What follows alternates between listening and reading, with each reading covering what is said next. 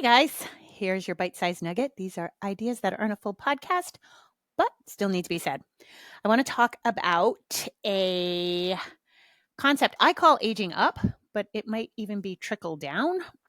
But the idea that we should cater to your oldest. And when I say cater, I don't mean cater like be at their beck and call.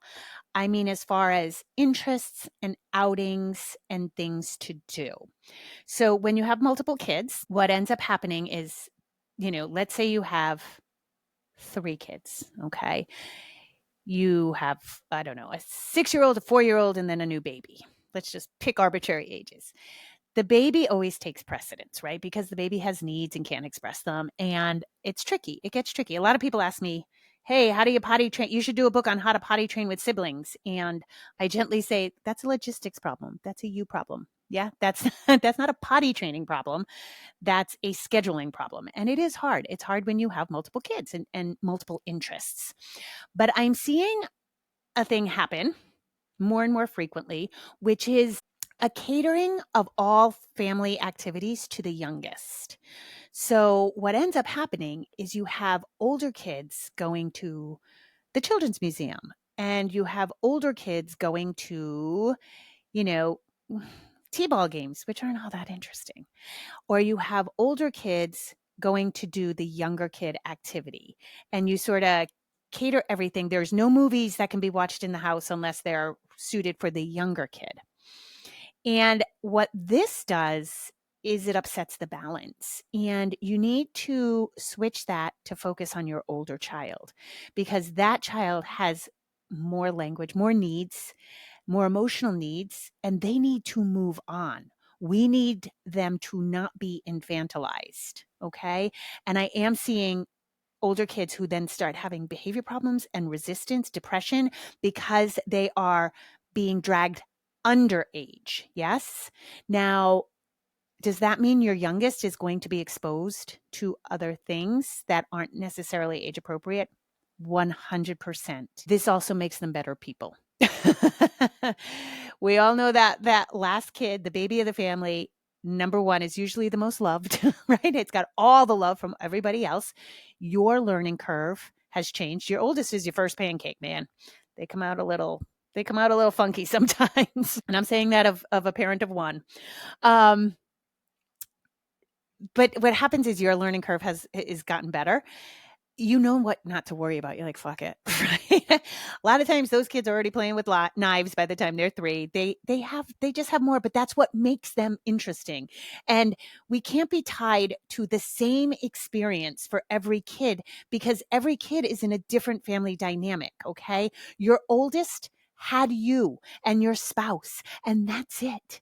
You had all the time in the world to do baby sign language and make your own food and, and care about things. Your youngest is probably eating flaming hot Cheetos while watching Harry Potter. Okay. That's just the reality, but that makes them cool people, right? And your firstborn's going to be a perfectionist. Your first one is going to be probably on time for everything. Your firstborn is going to have all those firstborn traits because they had all the focus, too much focus on people who didn't know what they were doing, from people who didn't know what they were doing, right? This is your first rodeo. Your third kid, you're like, they're not going to die. They'll be fine, right? So it forms who they are. And I think that's really special, right? And we all know second kids are YOLO. They have to be. I've been very vocal. I'm a December baby, middle child. No wonder I'm an attention whore. I had to be. Right? Look at me. Somebody please look at me. That like defines my life.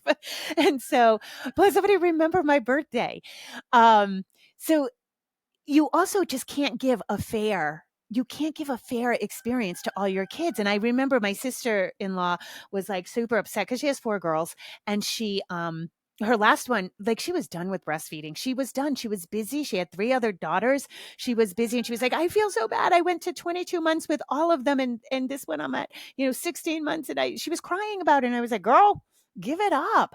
Like, if it's not in your lifestyle anymore and you have to do that for your own sanity, please do that. Oh, guys, ignore my rooster. It's like, he's ridiculous. It's just when I sit down to record. but you're not going to give the same experience. It's not tit for tat. It's not fair.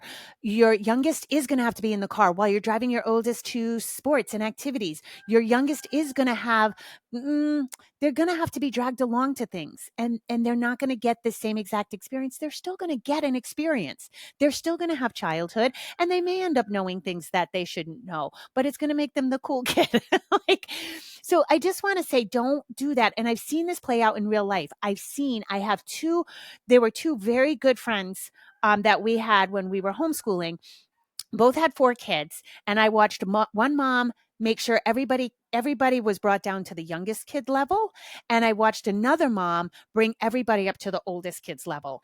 And that mom had more success, and she had better behaved kids. She had more harmony in her home, and she had people on track, because you don't want to infantilize your oldest. That's the tricky part.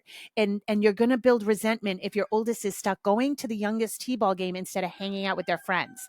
They're not going to like that. And sometimes that does mean you don't move as a family unit anymore. You have to be very cognizant of that as your child moves into other stages. And I saw this a lot in the homeschool community. I saw a lot more people catering to the youngest. And boy, these older kids ended up a little like socially behind. They ended up being very, very, very naive and gullible in a way that wasn't healthy. They didn't get to go with their friends. They didn't get to have their own thing. So there is this idea too that you might have to pull apart from the family unit as your kid grows. And you want to have a landing place. You want to have dinner at home, or definitely things you all do together. I'm not saying throw your oldest out the door into the wind, but we want to play up. Okay. Uh, and yeah, and just good luck with your feral baby, because that's what they end up being. All right, guys, as always, rock on. Bye.